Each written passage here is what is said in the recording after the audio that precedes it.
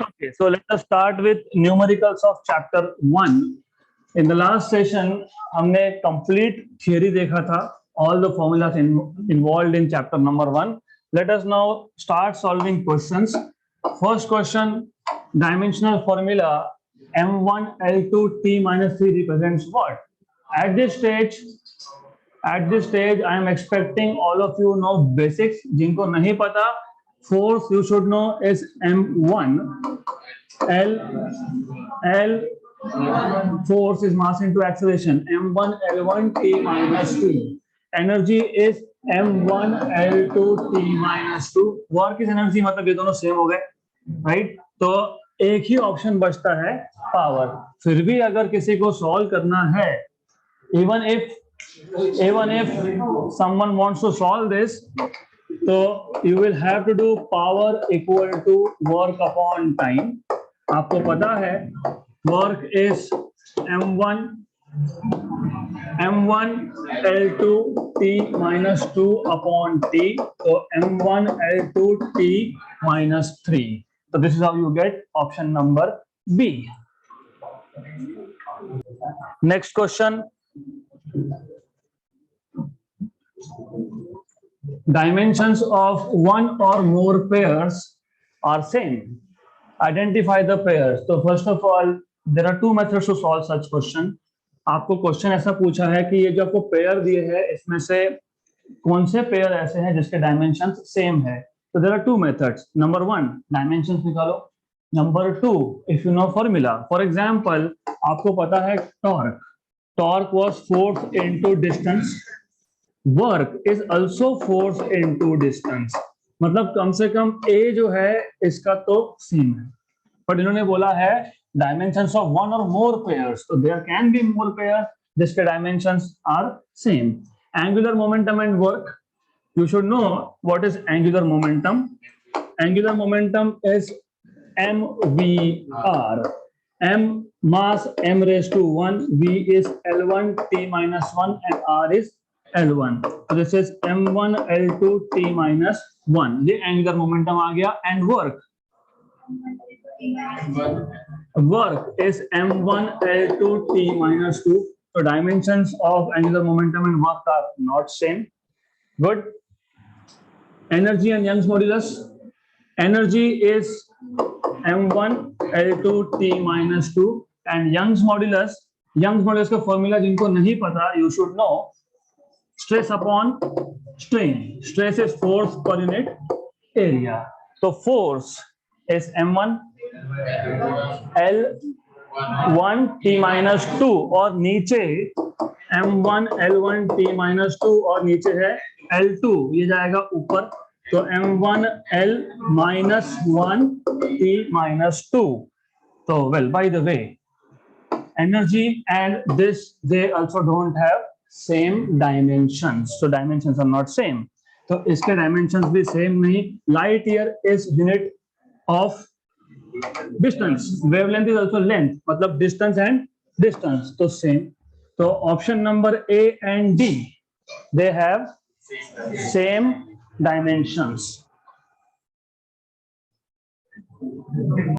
Next question. The equation of state of some gas can be expressed as, so you have equation of state of gas which is expressed as P plus A by V square, V minus B equal to RT. Here P is pressure, V is volume, T is absolute temperature, and A, B and R are constants. Dimensions of A are, तो A के dimensions आपको find करने हैं. तो number 1 you should know. Physics में आप किसी भी दो similar quantities को add कर सकते हो. So that means you can add pressure and A by V square.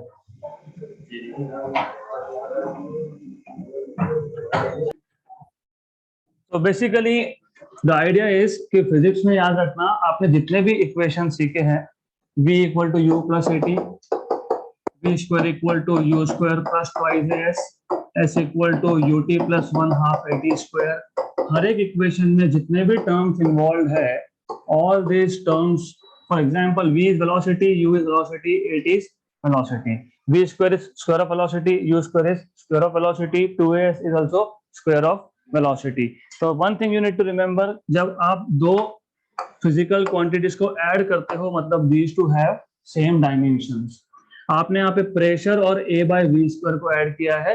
Number one, a is not area, a is just a constant. उन्होंने क्लियर कट मेंशन किया है a, b and r are constants.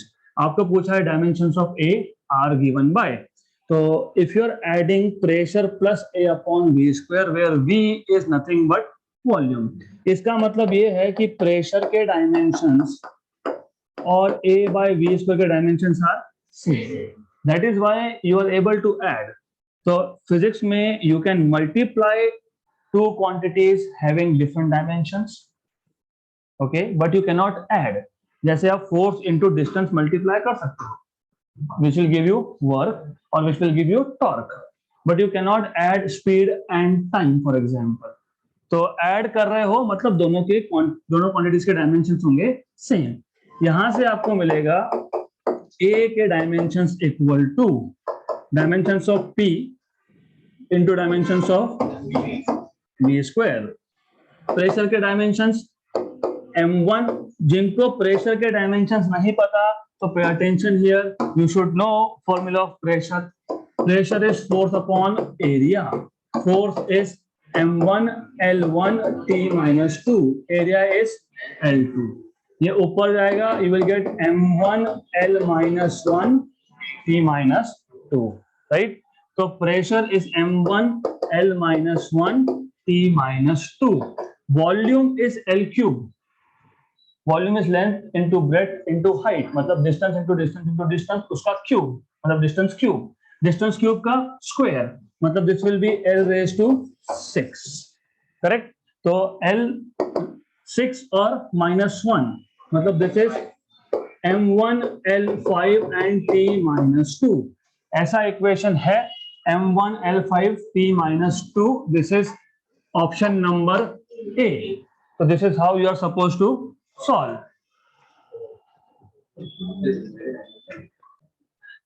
Next question, dimensional formulas of stress. Dimensional formula of stress. Stress is defined as force upon area. तो जिनको नहीं पता उनके लिए you should know stress is nothing but force upon area. तो हमने already force upon area मतलब pressure, and you should know dimensional formula of stress. Stress is nothing but basically force upon area. तो जो dimensions pressure के थे वही dimensions आएंगे stress के. तो क्या dimensions थे? m1 l minus 1 t minus 2, m1 l minus 1 t minus 2. Done. So you don't have to write down this, you just have to know it is force upon area. So stress is force upon area. Done. Next question. This is simple, so you don't have to write down. Stress मतलब pressure के dimensions. That's all you need to know. Next question. The period of a body under SHM that is presented by T equal to P raised to A, D raised to B, S raised to C, where P is pressure, D is density, and S is surface tension. The values of A, B, and C are. So first of all, those who don't know what is SHM, don't worry. SHM क्या होता है मैं आपको simple language में बता देता हूँ. आपको पूरा थ्योरी पता होने का जरूरत नहीं है क्योंकि you are studying dimensional analysis. वहां पर सिर्फ फॉर्मूलाज पता हो गए सफिशिएंट. तो सिंपल हार्मोनिक मोशन मतलब आपके पास एक पार्टिकल है and this particle is performing to and fro motion. दो पॉइंट के बीच में ये पीरियोडिकली मतलब अगर एक बार वन ऑसिलेशन को 3 सेकंड लगते हैं तो अगली बार भी ये 3 सेकंड लेगा, नेक्स्ट टाइम भी ये 3 सेकंड लेगा. So such a vibratory motion, this is vibratory motion. So such a vibratory motion in which a particle performs to and fro motion periodically is called as simple harmonic motion. So simple harmonic motion, in short, it is periodic motion of the particle between 2 points. That's it. Okay. Then आपको बोला है इसका जो time period है, time period मतलब इसको एक oscillation complete करने में कितना टाइम लगता है, दैट इज टाइम पीरियड. तो टाइम पीरियड किस पर डिपेंड करता है? Pressure. Pressure raise to some number A, density raise to some number B and surface tension raise to some number C. I am expecting कि all of you at least know what is pressure. अभी हमने देखा था pressure is force upon area और इसके dimensions आपको पता है. You know dimensions of pressure are M1. अभी किया था L minus 1 and T minus 2. Right? Density, all of you know density is mass upon volume. So you know density D is nothing but mass upon volume. तो density के dimensions जो होंगे, it is dimensions of mass m1, volume L3, ये ऊपर जाएगा and you will gate m1L minus 3. जिनको surface tension नहीं पता, again don't worry, surface tension is just force upon length. Force per unit length is surface tension. तो ज्यादा tension मत लो. Surface tension जिनको नहीं पता, specially those who are from 11th, you will see what is surface tension in 12th. So don't worry at this point of time. सिर्फ ये पता होना चाहिए it is force upon length. तो surface tension के dimensions मतलब force के dimensions upon length के dimensions. Force के dimension मतलब m1 L1 T minus 2 upon length 1, cancel and cancel. So you have nothing but m1 and L minus 2. तो ये सारे के सारे parameters T minus 2. Good. So you have dimensions of all these quantities now. Surface tension, force upon length, force is mass into acceleration. Good. Cancel. This is correct. Density is mass per unit volume, m raised to 1, L raised to minus 3. Correct. And pressure तो हमने already check किया है. So now what you know is आपके पास तीनों pressure, density, surface tension तीनों के dimensions है. So what you will do is substitute these dimensions. तो time का dimension t raised to 1. Left hand side पे क्या था? Time. Time period मतलब time. Time period बोला है ना? Time period. तो that is time. Time के dimensions आते हैं t raised to 1. फिर था प्रेशर के डायमेंशंस है m1 L minus 1 minus 2 raised to a. Then density is m1 L minus 3 raised to b, and then surface tension m1 T minus 2 raised to c. Then on the left hand side, mass raised to 1 raised to a is mass raised to a. Mass raise to 1 raise to B is mass raise to B. तो पहले मैं इसको अलग अलग से लिख लेता हूं. तो m raise to a, L raise to minus a, T raise to minus 2a. यह आएगा m raise to b, L raise to minus 3b, and this will be m raise to c, T raise to minus 2c. Left hand side पे सिर्फ time है, मास और length नहीं है. मतलब m raise to 0, L raise to 0 and T raise to 1 equal to mass raise to a plus b plus c, a plus b plus c, L raise to minus a minus 3b minus a minus 3b and T raise to minus 2a minus 2c. So this is what you have. Then you have learned something called as principle of homogeneity. इसका मतलब right hand side पे जो fundamental quantity के power है वही it should be equal to the power of the same quantity on the left hand side. मतलब a plus b plus c equal to 0. तो a plus b plus c equal to 0. Then minus a minus 3b should be equal to 0, and this is 1, remember. Minus 2a minus 2c equal to 1. So अब very simple, you have to solve these three equations. सबसे पहले तो यहां से आपको मिल जाएगा a equal to 3b. So from here you will get a equal to 3b. From here you have relation between a and c. Minus 3b. Oh, is it? Pakka. Good. Minus 3b. So a equal to minus 3b. Then solve करो, and that is a small exercise that I will keep for you. तो basic idea क्या है? Basic idea ये है कि आपको सिर्फ pressure के, डेंसिटी के, सरफेस टेंशन के डायमेंशंस पता होने चाहिए. पावर्स जो है A B C you have to write down. तो जो फॉर्मूला था time period equal to pressure raise to A, density raise to B, surface tension raise to C. Substitute dimensions from principle of homogeneity. क्या करोगे? मास का जो dimension left hand side पे है वही राइट हैंड साइड पे होगा. तो a plus B plus C equal to 0. Of course minus A minus 3b equal to 0, मतलब a equal to minus 3b, और वहां से आपको मिल गया minus 2a minus 2c equal to 1. You have to solve this. After solving this you will get your correct answer. अब वो जो कुछ भी है that is left as an exercise for you, and I'm telling you it will be equal to option number A. क्यों? तो वो आप सॉल्व करो, और as and when required, ये थोड़ा लेंदी मेथड है, तो जब जरूरत पड़ेगी मैं शॉर्टकट भी बताऊंगा. I will tell you how to do this in a simple way. Remember, I am just telling you some approach, पर एग्जैक्टली जब जरूरत पड़ेगी हम तब देखेंगे. क्रॉस वेरीफाई कैसे करते हो? आंसर सही है या गलत? How do you cross verify? Simple. A की वैल्यू क्या आई?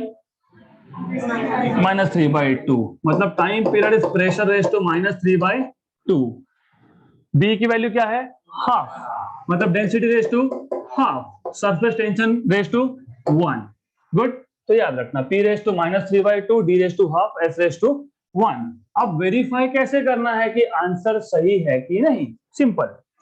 और यही ट्रिक है. This is also trick to solve via method number 2. Time period, pressure raise to minus 3/2, density raise to 1/2, surface tension raise to 1. Pressure, अगर आपको याद होगा, pressure is basically force upon area. Force is newton per metre square, मतलब basically mass into acceleration upon area. Mass is in kilogram, this is metre per second square, and this is metre square area, मतलब kilogram पर metre second square. Pressure क्या आया? Kilogram upon metre, S raise to 2 raise to minus 3/2. Density, mass upon volume, kilogram पर metre cube. एक unit volume में 1 metre cube में कितना mass? तो 1 metre by 1 metre by 1 metre का अगर मैं क्यूब लेता हूं तो उसमें कितना मास है? That is volume density, volume mass density. For example, आप लिखते हो कि वाटर का डेंसिटी है 1000. तो व्हाट डू मीन बाय 1000? मतलब अगर आपने 1 metre by 1 metre by 1 metre का एक क्यूब लिया, उसको कंप्लीटली फिल कर दिया, तो उसमें exactly 1000 kilogram of water will go inside. अगर आपने उसमें मर्क्यूरी फिल कर दिया तो 13,600. सेम वॉल्यूम में 13,600 kilogram of mercury will go. तो this is the basic difference that you need to know. तो डेंसिटी मतलब यूनिट वॉल्यूम में कितना मास. तो इसके लिए कितना mass? Mass upon volume, volume is metre cube, और इसका पावर क्या था? हाफ. सरफेस टेंशन तो मैंने बता ही दिया, फोर्स अपॉन लेंथ. फोर्स अभी आपने लिखा, force is mass into acceleration upon length. This is surface tension, correct. Mass is kilogram metre per second square. Length is metre, cancel. तो किलोग्राम पर सेकेंड स्क्वायर, तो kilogram per second square, right. अब तो solve करना पड़ेगा, तो solve करो. Let's see what we get. This is kilogram raise to minus 3/2, this is m raise to minus 3/2, this is s raise to 2 raise to minus 3/2. ये 2 cancel हो गया.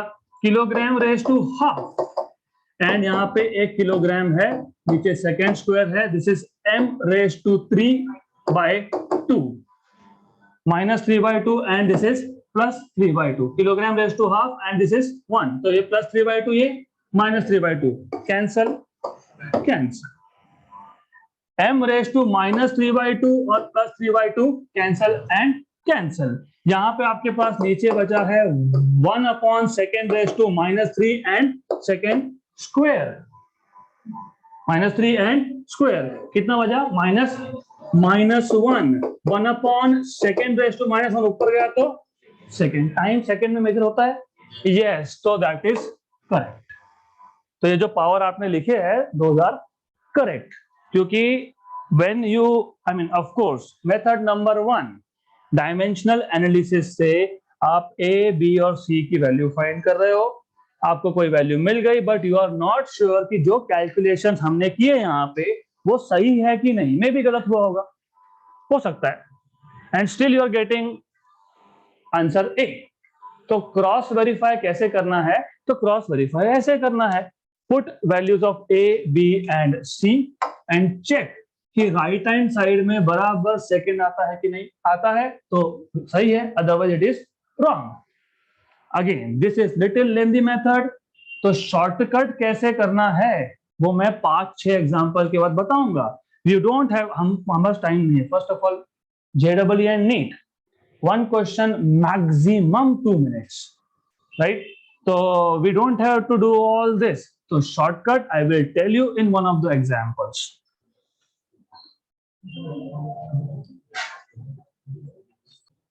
Next question. The velocity of a freely falling body changes as g raised to p and h raised to q, where g is acceleration due to gravity and h is height. The values of p and q are. मैंने अभी आपको बताया कि मैं इसका एक shortcut method बताऊंगा, मतलब ऐसे एग्जाम्पल का शॉर्टकट मेथड बताऊंगा, तो this is perfect question to do that. Freely falling body, first of all you should know kinematics के equations पता होने चाहिए, v² = u² + 2as। Freely falling body मतलब मेरे पास एक बॉडी है जिसको मैंने एक हाइट h से रिलीज कर दिया, रिलीज करना मतलब इनिशियल वेलोसिटी 0 होता है, right, releasing means dropping means initial velocity is 0, तो u इज 0, तो v² = 0 + 2। अब ये नीचे क्यों आएगा, बिकॉज ऑफ ग्रेविटी, और जब ये नीचे आ रहा है तो इसका वेलोसिटी भी चेंज हो रहा है, मतलब देयर इज एक्सेलरेशन, ये एक्सेलरेशन क्यों है, ड्यू टू ग्रेविटी, तो एक ही जगह पे आप लिखोगे g, और ये डिस्टेंस तो मैंने पहले ही बता दिया, इट इज h, तो यू हैव v² = 2gh, मतलब you have v = √2gh, √2g का भी रूट मतलब g raise to half, h का भी रूट मतलब h रेज टू हाफ, तो दोनों की वैल्यू p और q should be half and half. कहां पे है, ऑप्शन नंबर बी में। तो डायमेंशनल एनालिसिस से भी कर सकते थे, वो कैसे करेंगे, इट इज अगेन सिंपल, आप बोलोगे velocity is proportional to g raise to p h raise to q, v is equal to some constant k, g raised to p h raised to q, velocity के dimensions L1 t minus 1, acceleration की dimensions L1 t minus 2 raised to p, h मतलब distance मतलब length, तो here you will have, और k is a dimensionless constant, तो इसके dimensions होते नहीं है, तो L1 t minus 1 = L raised to 1 raised to p, ये आ गया L raised to 1 raised to q, मतलब p plus q, और यहाँ पे आएगा t raised to minus 2p। फिर वापस से principal of homogeneity, p plus q = 1 and -1 = -2p, मतलब p is equal to half, p half मिला, यहाँ पे सब्स्टिट्यूट करो तो q will be 1 minus p, मतलब 1 minus half is half, तो यहाँ से p और q हाफ मिला, ऐसा भी चलेगा, या फॉर्मूला पता है तो वहां से डायरेक्टली भी होगा। So up to you which method you want to use.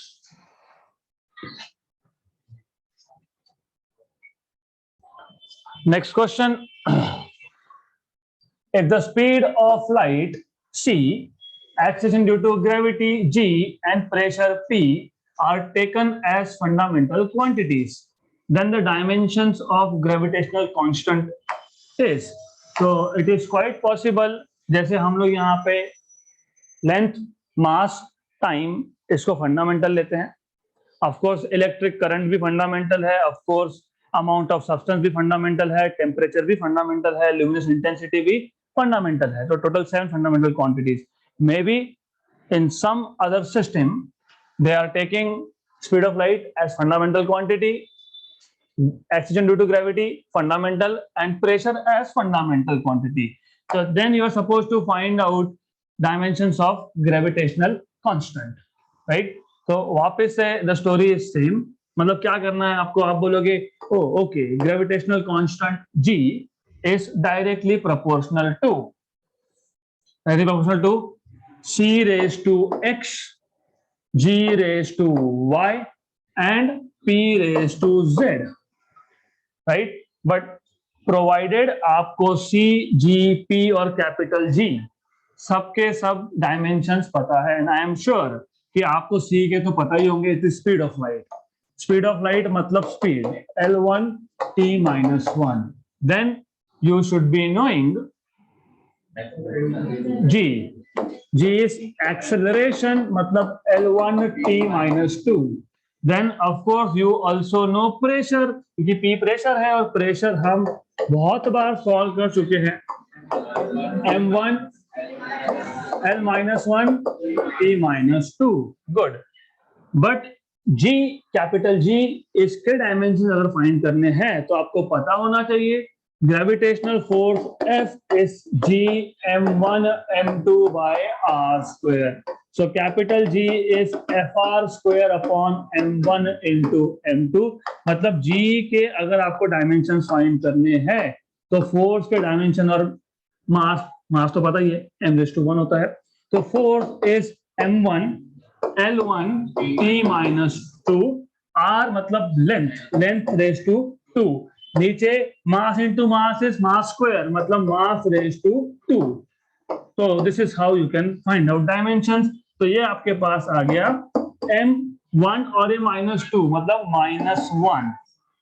You have L cube and you have t -2. तो m-1 L raise to 3 t raise to -2.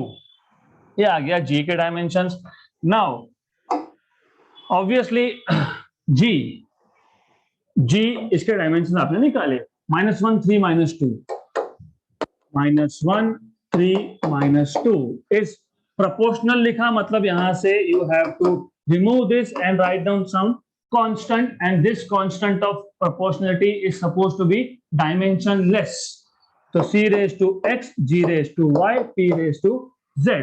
तो c, of course you know, c is L1 t minus 1 raised to x, then g L1 t minus 2 raised to y, and p m1 L minus 1 t minus 2 raised to z. Correct. तो वापस से same process वही करते रहना है आप लोगों को. m-1 L3 t minus 2, ये आ गया L raised to x, L raised to y and minus z. तो L raised to x plus y minus z, t raised to minus x minus 2y minus 2z. तो this is t raised to minus x minus 2y minus 2z. क्या बचा? m का एक ही है, z, m raised to z. तो again by direct comparison z equal to -1. Correct. तो you have to solve this. और -1 z कौन सा लिया था आपने? p का पावर, राइट.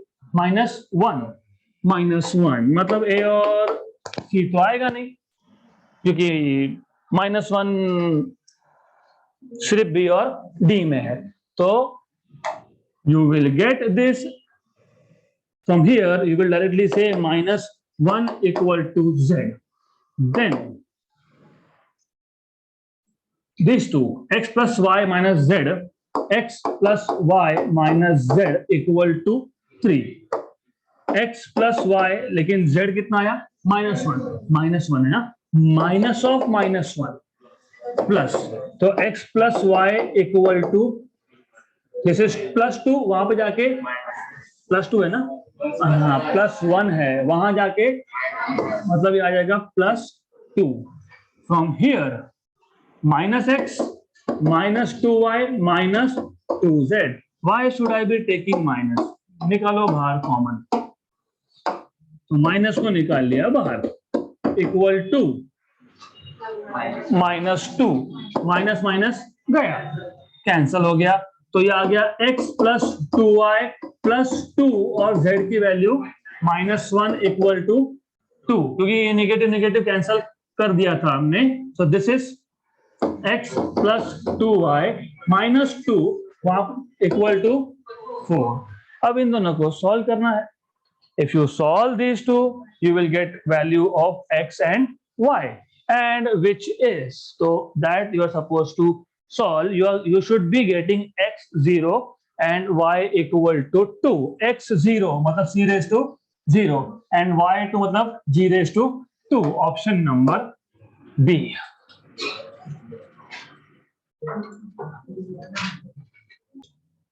Next question.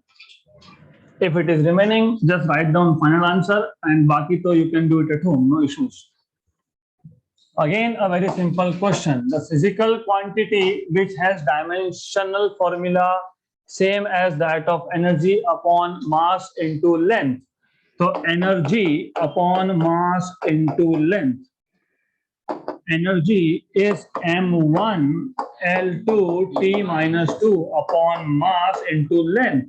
मास कैंसल, लेंथ एक एक कैंसल, तो L1 T minus 2 is acceleration. तो ऐसे क्वेश्चंस को we will not waste our time in writing down. Simple. Energy m1 L2 T minus 2, mass is mass, length is length. Mass cancel, एक L cancel, L raised to 1 T raised to -2. Option number D. Next question. Good. This is really good question. A physical quantity x depends on quantities y and z as follows.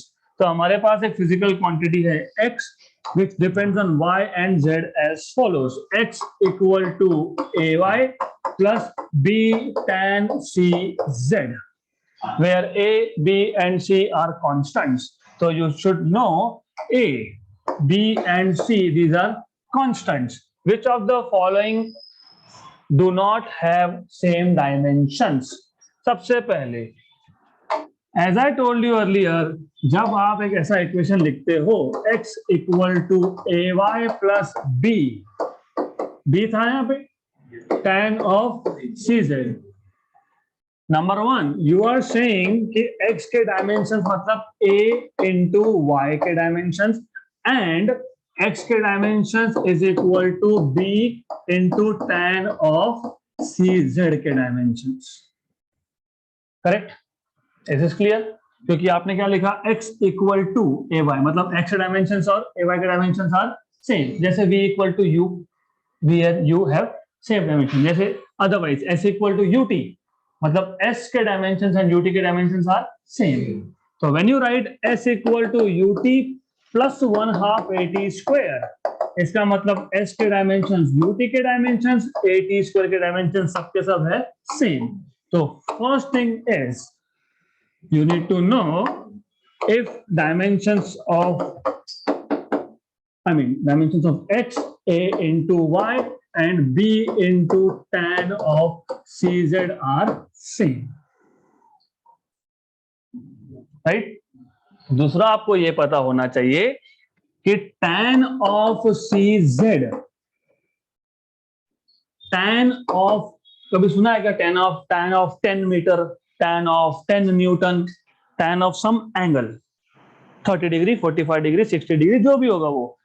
इसका मतलब ये अंदर जो है c into z, it should be dimensionless, क्योंकि tan of angle होता है, right? tan of 30, 40, 55, 65, but angle is just a number. इसका मतलब c into z does not have any dimensions. No dimensions मतलब dimensionless. m0 l0 t0. which also means dimensions of C into dimensions of Z equal to M0, L0 and T raised to 0, which also means dimensions of C is just a number M0, M raised to 0 is 1, L raised to 0 is 1, T raised to 0 is 1, तो 1 upon Z, मतलब किसके dimension same नहीं है? क्या बोला है आपको? Which of the following do not have, wait don't be hurry, do not have, किसके डायमेंशन सेम नहीं है? सी के डायमेंशंस और 1 अपॉन जेड, मतलब जेड रेज टू, मतलब सेम है, राइट? तो सेम है, ए इसके सेम है, तो ये आंसर नहीं हो सकता. Is this clear? यस.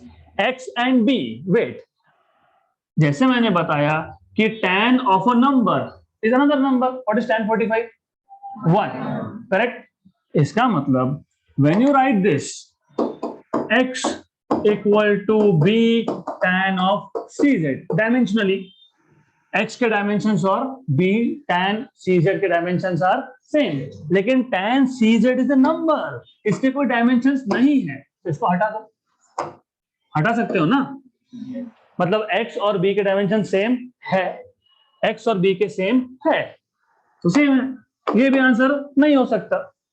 आखिरी, what you know is, what else you know, x के डायमेंशंस इक्वल टू ay के डायमेंशंस, x के डायमेंशंस इक्वल टू ay के डायमेंशंस, और इन दोनों इक्वेशन से dimensions of b is equal to dimensions of a into y, correct? Right. Which means, look here, so which means dimensions of b upon dimensions of a equal to dimensions of y, मतलब y और b by a के dimensions भी same है, मतलब एक ही option बचता है जिसके सेम नहीं है, x and a, करेक्ट? अब इतना भी नहीं करना पड़ता अगर बेसिक्स क्लियर होता तो. यू सी, पहले ही बोल दिया, physical quantity x is related to y and z, मतलब ये x, ये y, ये z, these are physical quantities, उनके डायमेंशन होते हैं, करेक्ट? इसका मतलब x इक्वल टू ay जब आप लिखते हो, x equal to ay, x equal to ay, Here itself it is clear कि x के डायमेंशन अगर आपको ऑब्टेन करने हैं तो a के डायमेंशंस को y के डायमेंशन से मल्टीप्लाई करना पड़ेगा. If you want to have dimensions of x, a के डायमेंशन निकालो और y के निकालो, दोनों को मल्टीप्लाई करो, तो फिर how can dimensions of x and a be equal? When you are saying dimensions of x can be obtained by multiplying dimensions of a and y, तो how can be dimensions of x and a be equal? नहीं तो फिर multiply क्यों करना पड़ता? बोल देते dimensions of x equal to dimensions of a. तो ये question indeed in fact was oral question if you know basics, otherwise okay.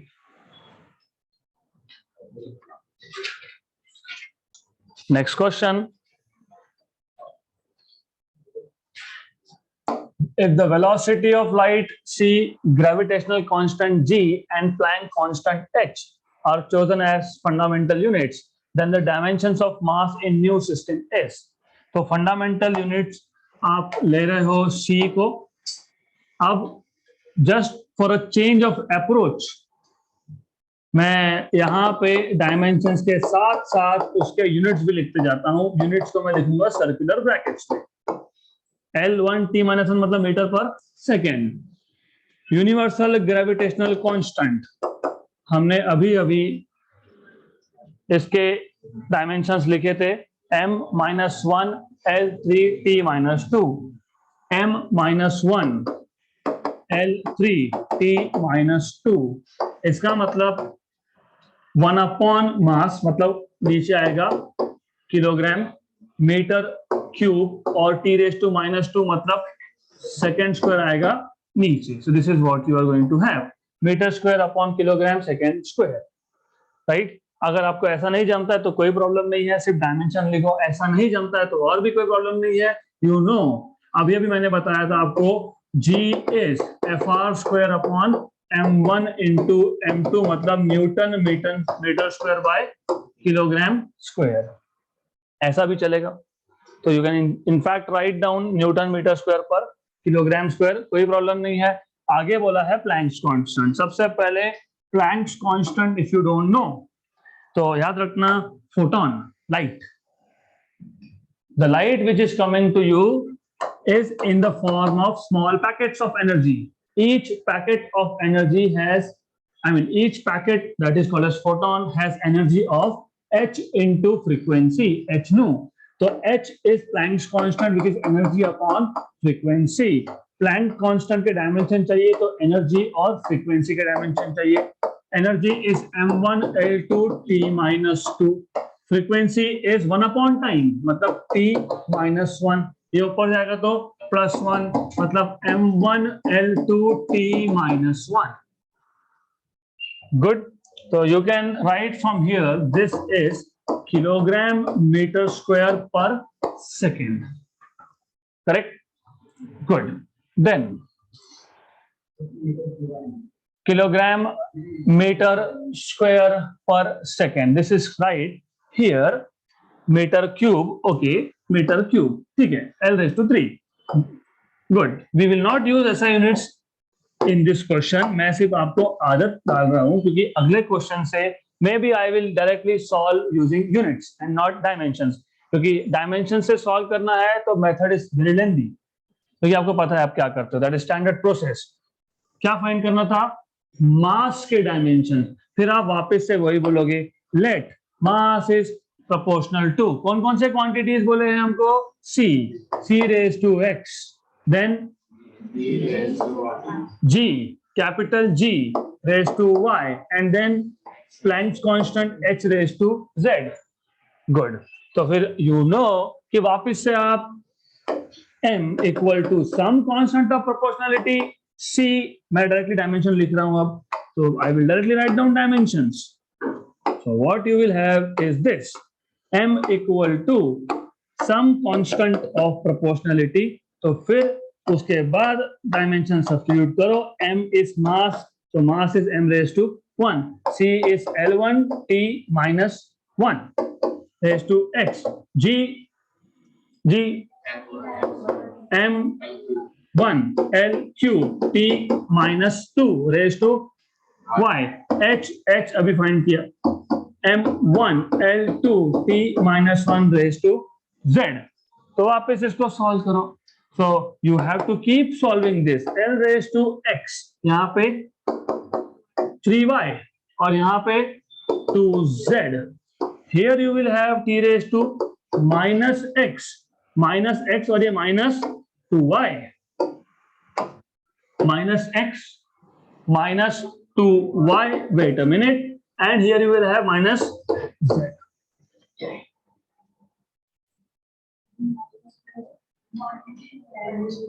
Where dimensions m minus 1?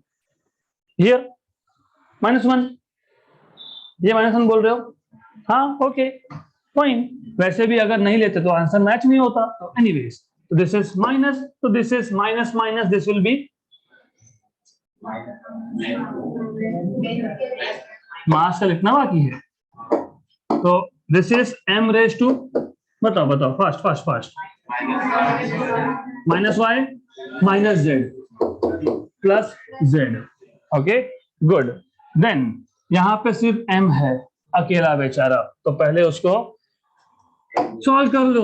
1 equal to, क्योंकि यहाँ पे क्या था, 1 equal to minus y plus z, oh mistake number 2 जो normally होती है, ये 1 है, 0 नहीं है, because I have seen 1 equal to minus y plus z, तो z इक्वल टू y लिख देते, no, this is z minus y equal to 1, तो z इज y प्लस 1, तो ठीक है, I am not going to write this. Then क्या बचा आगे, x plus 3y plus 2z equal to 1 बोल रहे हो, 1 x plus 3y plus 2z equal to 0, ये माइनस माइनस माइनस कॉमन, तो minus x minus outside x plus 2y plus z equal to पक्का, it's good, 0. So then you have to solve this, and of course I will not solve this. I will not solve this. You have to solve this. So I will keep this as an assignment for you.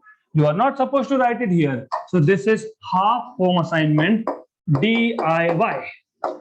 Do it yourself. Good. Method is same. तो हम एक ही method पे we cannot put a lot of time. So example number 10 is assignment. Number 11, this is a joke. Position of a body with acceleration a is given by. So x is k a raised to m t raised to n, where t is time.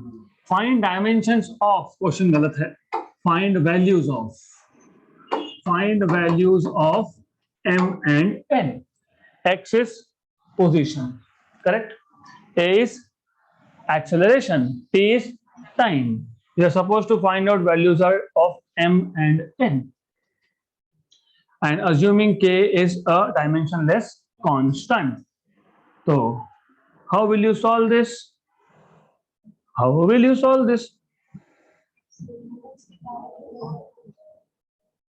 क्या चाहिए यहाँ पे? X is distance x, इसके dimension आना चाहिए a raised to m and t raised to n. This is L1. A is L1 t minus 2 raised to m. T is t raised to 1 raised to n. So you will have on the left hand side L1 equal to L raised to m and t raised to minus 2m plus t minus plus n. Good. Now you are ready for shortcuts. ठीक है, because you're answering, that means you are ready for shortcut tricks. अभी तक तो मैं shortcut tricks पे आया नहीं हूँ. Look at the question answer. Done. तो ऐसा भी solve होता है, कैसे? You will understand in a while. First of all, पहले इसका आंसर बता दो, फिर मैं बताऊंगा shortcut tricks. M equal to, very good, M equal to 1. Minus 2m plus 1 equal to 0. So n equal to 2m, but m is 1. तो 2 m1 and n2 है क्या? m1 and n2. अब how do you solve this orally? That is what I told you कि ये method आपको एक बार अच्छे से समझ में आ गई. You are ready to go to step number 2 little fast. तो हमको ये सब नहीं करते रहना है, and you will realize कि in fact ये method हम बहुत rarely use करेंगे. तो you need to know equations. क्या दिया है? x equal to k a raised to m and t raised to n. Well, by the way, solve करने से क्या वैल्यू आई आपके पास? n की वैल्यू क्या आई? n की वैल्यू पूछ रहा हूं मैं, 2, m is 1. तो x equal to k a raised to 1 and t raised to 2. पक्का? Sure, 100%. Very good. तो now ये कांस्टेंट तो वैसे भी डायमेंशनलेस था, करेक्ट? यस. तो a यहां से आ गया x by, have you seen this somewhere? Acceleration. What is velocity? Distance upon time. Velocity is distance upon time. What is acceleration? Velocity upon time. Velocity is distance upon time, distance upon time square. बराबर? Correct? तो अगर आपको basic पता होता, अगर आपको basics में ये पता होता कि ये एक्सेलरेशन जो होता है वो डिस्टेंस अपॉन टाइम स्क्वायर होता है, तो distance acceleration into time square होगा. हमारे पास पहले ही बता दिया पोजीशन मतलब डिस्टेंस, तो x depends on a and t as a raised to m and t raised to n। अगर आपको पता होता कि distance is acceleration to time square, अगर पता होता तो आपको पता है एक्सेलरेशन मतलब a raise to 1, time square मतलब n की वैल्यू 2। मैं once again I am repeating, dimensional analysis से आप कर सकते हो, no problem at all, done. But if you know basic formulas of physics, basic very basic, velocity is distance, distance को मैं डिनोट कर देता हूं x से, डिस्टेंस अपॉन टाइम, पता था ये? Yes, I don't think there is anyone who doesn't know this, क्योंकि ये स्कूल से आता है, right. And a is v by t, ये भी आपको पता है, मतलब x by t upon t, तो a equal to x by t square, तो x equal to a t square, but given is x equal to a raise to m t raise to, compare कर लो, m1 आ गया n2 आ गया, खत्म question. क्यों solve करना है dimension से, done. Next question, okay, good, the radius of a sphere is, radius of a sphere, so you have a sphere जिसका आपको रेडियस दिया है 5.3 plus minus 0.1 centimetre. Number one, when you right like this, इसका मतलब ये mean value है, मतलब expected value है, और ये एरर है, तो डेल्टा आर, राइट। तो ऐसा कब लिख सकते हो, जब मेजर करोगे, क्योंकि एरर कब आता है, जब मेजरमेंट होता है, राइट। तो when you measure something only then you expect error, measure ही नहीं किया तो एरर किस चीज का मिलेगा। तो you write down plus minus only when you do a measurement and this is error. इसका लिटरली मतलब ऐसा होता है कि r की वैल्यू 5.2 से लेके 5.4 के बीच में हो सकती है, क्योंकि 5.3 एक बार माइनस 0.1 करोगे, एक बार प्लस करोगे, so this is what it means, good. Then आगे बोला है the percentage error in volume, तो first thing is you should know volume of a sphere is 4/3 pi r cube. Number two, you should know कि 4 is a number doesn't have error, 3 is a number, it doesn't have error, pi is a number which doesn't have error, so only r cube is the parameter which will contribute to error।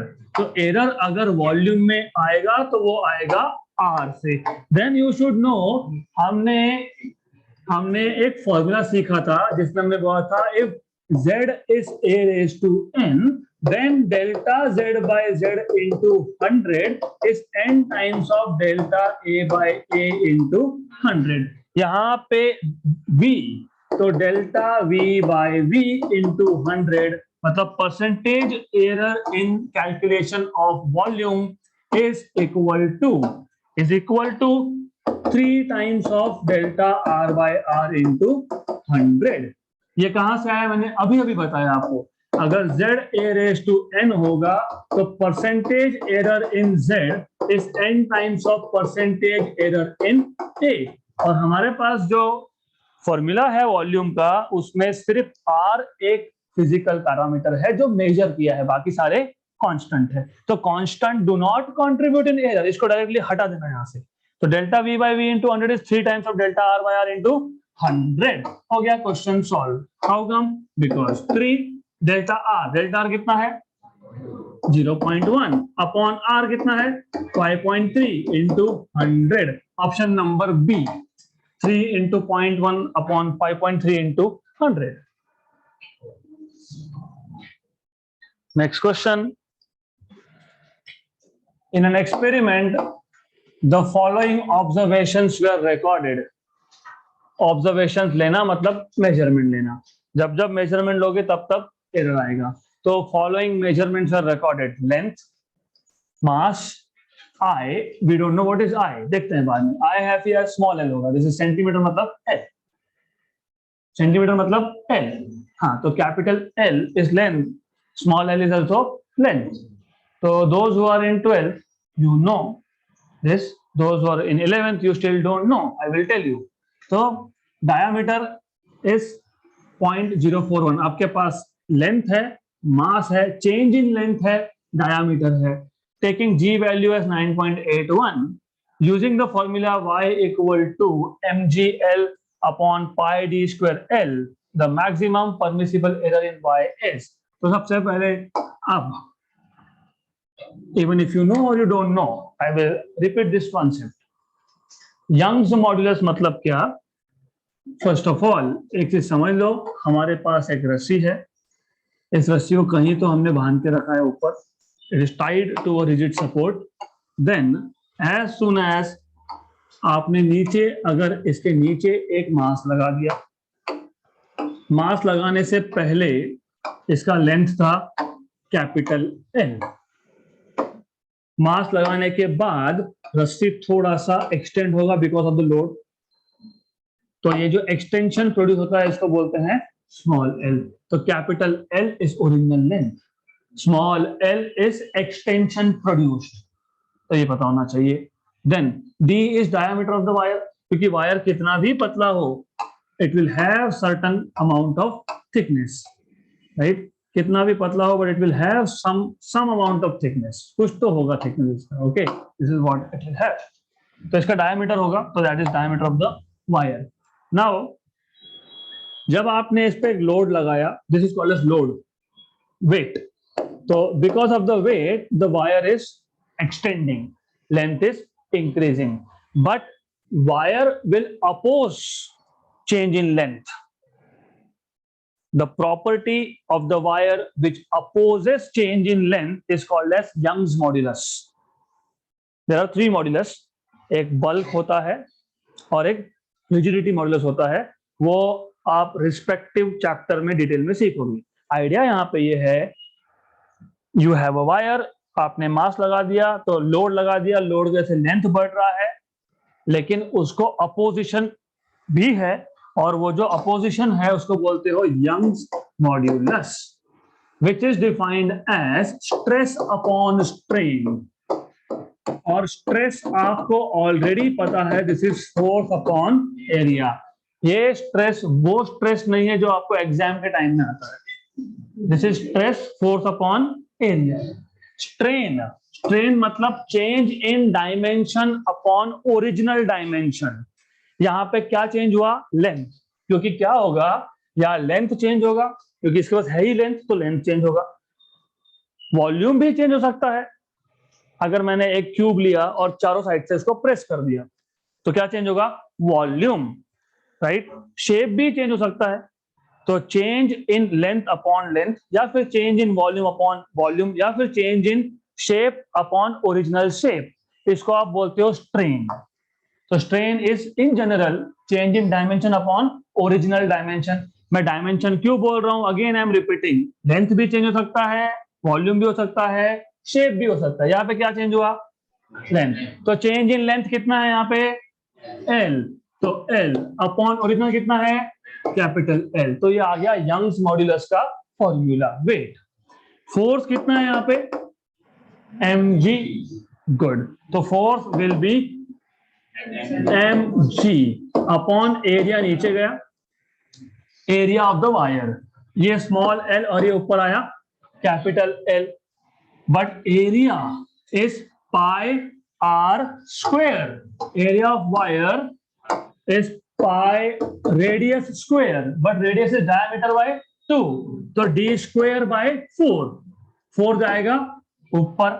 तो यही ऐसा ही एक formula लिखा होगा वहां पे, 4 mgl upon pi d square l. 4 mgl upon pi d square l. तो this is how you get this formula. हमें ये पता नहीं भी होता इस क्वेश्चन के लिए तो it is fine, good, but you should know how do you get. Anyways, अब आपको बोला है कि हमारे पास 4 क्वांटिटीज है जो हमने मेजर की. क्या मेजर किया? लेंथ. कितना आया? आखिरी के जीरो को छोड़ मत देना यहां पे. क्यों? Because you know when you write down 3 numbers after decimal, इसका मतलब होता है आपके इंस्ट्रूमेंट का एक्यूरेसी इतना है. फॉर एग्जाम्पल आप जो घर में वो सेंटीमीटर स्केल यूज करते हो, आपने एक मेजरमेंट लिया 2.1, इसका मतलब आपका जो इंस्ट्रूमेंट है उसका लीस्ट काउंट मतलब minimum measurement that can make is 0.1, मतलब एक्यूरेसी कितना है 0.1। तो याद रखना जितना एक्यूरेसी होता है उतना ही एरर आता है। गुड। तो यहाँ पे लेंथ की मेजरमेंट में डेसिमल के बाद 3 नंबर है, मतलब लेंथ की मेजरमेंट में एरर कितना होगा 0.001। गुड। आगे मास, मास आपको दिया है 3.00 kg, इसके लिए दिया है 3 kg लिख सकते थे ना, वो they would have written 3 kg, फिर आपको डेल्टा एम कैसे मिलेगा, नहीं मिलेगा। So that is why point के बाद कितने 2, तो error in the measurement of mass is 0.01।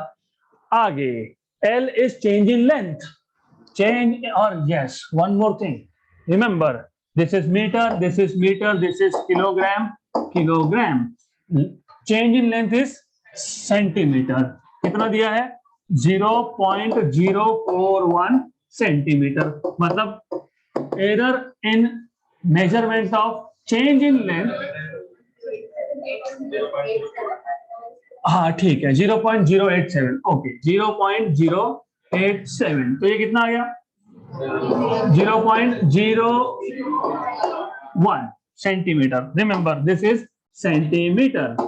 वैसे कोई फर्क नहीं पड़ता इस क्वेश्चन के लिए, बट यू शुड नो। देन आखिरी में क्या डायामीटर, डायामीटर इज 0.041, कितना पक्का श्योर यस। तो मेजरमेंट में एरर कितना 0.001। ये 4 क्वांटिटीज आपने मेजर की, और जो 5वां क्वांटिटी है उन्होंने बोला है टेकिंग जी 9.81, टेकिंग जी 9.81, रिमेंबर राइट, 1 2 ये 3 और ये 4 और ऊपर से टेकिंग जी। अब ये जी में अगर एरर होता तो कितना होता 0.01, तो G is equal to 9.81, तो delta G will be 0.01, correct? Good. You are supposed to find out maximum permissible error in Y. तो maximum permissible error in Y, आपको इसके लिए और एक फॉर्मूला पता होना चाहिए जो हमने 11th स्टैंडर्ड में सीखा है। अगर आपके पास एक फिजिकल क्वांटिटी है a raised to m, b raised to n, c raised to something p, then delta z by z into 100 is m, delta a by a plus n, delta b by b plus p, delta c by c multiplied by 100। कोई फर्क नहीं पड़ता ये c raised to p denominator में है या numerator में, doesn't matter at all. तो यहाँ पे माइनस मत लिख देना, it is always plus. Now if you know this much, हमारे पास जो इक्वेशन था y equal to 4mgl upon pi d square into small l, right. Maximum permissible error delta y by y और percentage में है क्या yes into 100 is, what will be the formula for this? First 4 is number में error होता है क्या no, तो delta m by m plus into 100 बाद में करूंगा मैं, delta g by g plus delta l by capital L plus 2 delta d by d plus multiplied by 100. So you know what is delta m? Do you know 10 power minus 2? ये 10 power minus 2 है, तो 10 power minus 2. You know what is capital M? 3. इसको अभी 3 लिख दोगे चलेगा, अभी फर्क नहीं पड़ता, doesn't matter here. Plus delta G minus 2 upon 9.81 plus delta L 10 power minus 3 upon 2.82 plus 2 times of delta D, 10 power minus 3 centimeter weight upon 0.041. यहाँ पे भी सेंटीमीटर, यहाँ पे भी सेंटीमीटर, इसके लिए फर्क नहीं पड़ता। तो कुछ पैरामीटर यहाँ पे आपके पास मीटर में है, एसआई में है, और कुछ आपके पास सीजीएस में है, तो एरर मेजरमेंट में कन्वर्ट करने की जरूरत नहीं है। बाकी हर जगह पे करना पड़ेगा। यहाँ पे क्योंकि रेशो आता है centimetre bye centimetre, anyways is gone. और वैसे भी error is a number, error does not have any dimension, so here you don't have to waste your time converting into SI unit. Plus delta L, 10 raised to minus 3 upon L, 0.087 multiplied by 100. Good, this is easy, बहुत easy calculations है, isn't it? This is easy. How can you find out 1 upon 0.041? Arey, very simple. What is 1 upon 0.041? Simple है ना? तो बताओ.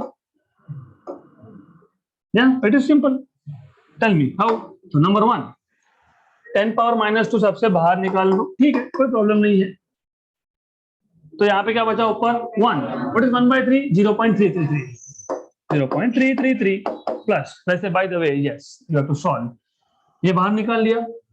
1 by 9.8, 1 by 10 ले लो, क्या फर्क पड़ता है? 1 by 10 is 10 power minus 1. What is 10 power minus 1? 0.1. Look here, 10 power minus 2 आपने बाहर निकाल लिया था, 1 upon 9.8 बचा। 1 upon 9.8 मतलब roughly 1 upon 10. 1 upon 10 मतलब 0.1, तो 0.1 प्लस यहां से 10 पावर माइनस 2 निकला था, तो 10 पावर माइनस गया। 1 अपॉन 2.8 को रफली 1/3 मान लो, रफली 1/3 मतलब अगेन 0.3 है ना, okay, plus 2, 10 power minus 2 common निकल गया, तो 10 पावर माइनस 1 बचा upon 0.04. Now this is somewhere you have to work.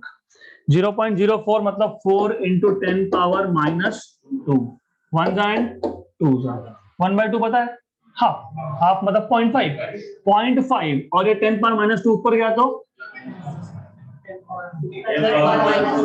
Plus 1 बचेगा। 0.5 और 10 पावर प्लस 1 मल्टीप्लाई किया तो 5 आएगा। 5 हाफ 0.5, 10 पावर माइनस 1 ऊपर, 10 पावर माइनस 2 नीचे, माइनस 2 को ऊपर लेके गए तो plus 2, 10 power minus 1 multiplied by 10 power plus 2 is 10, 0.5 into 10 is 5। यहां से 10 पावर माइनस 2 कॉमन निकाला है, यस, 10 पावर माइनस 1 बचेगा, नीचे 87 नहीं, ठीक है, गुड। 0.087 को 0.09 मान लो, 0.09 मतलब 9 into 10 पावर माइनस 2, ये ऊपर जाएगा तो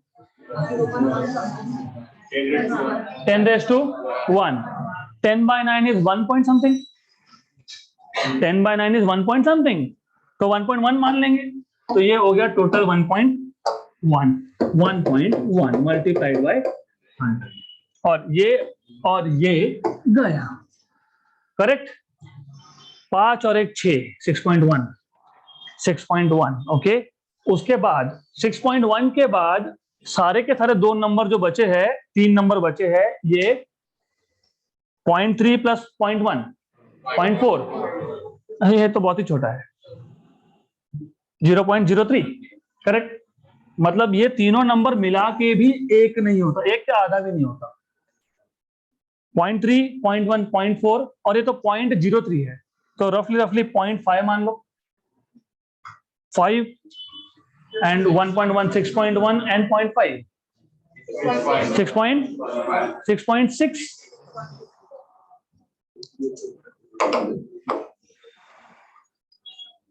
है, 6.6, now 6.5, तो कैलकुलेशंस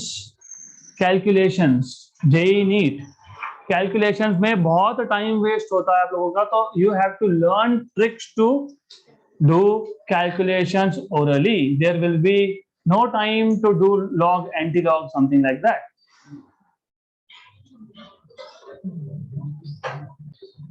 Next question.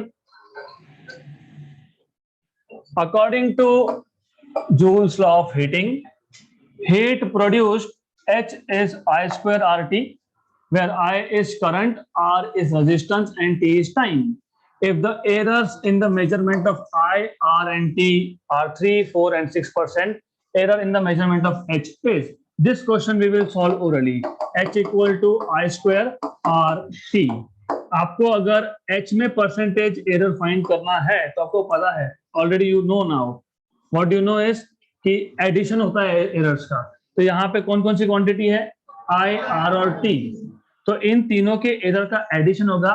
एंड क्योंकि I के पावर में है 2, तो I का जो एरर है परसेंटेज एरर वो 2 टाइम्स लोगे. तो 2 इंटू I में एरर कितना, 3, मतलब 6. 6 plus 4 10, 10 plus 6 16. Option number b. That's it, done, simple. Those who have not understood, you should know by formula delta H by H is 2 times of delta I by I plus delta R by R plus delta T by T, delta T by T into 100. और आपको पता है this is equal to how much? ये कितना दिया है आपको, 3%. 3% ये दिया है आपको 4%, ये दिया है 6%. तो 6 and 4 10 and 6 16%. Option number B. This is how you are supposed to solve this question. So that's it for today.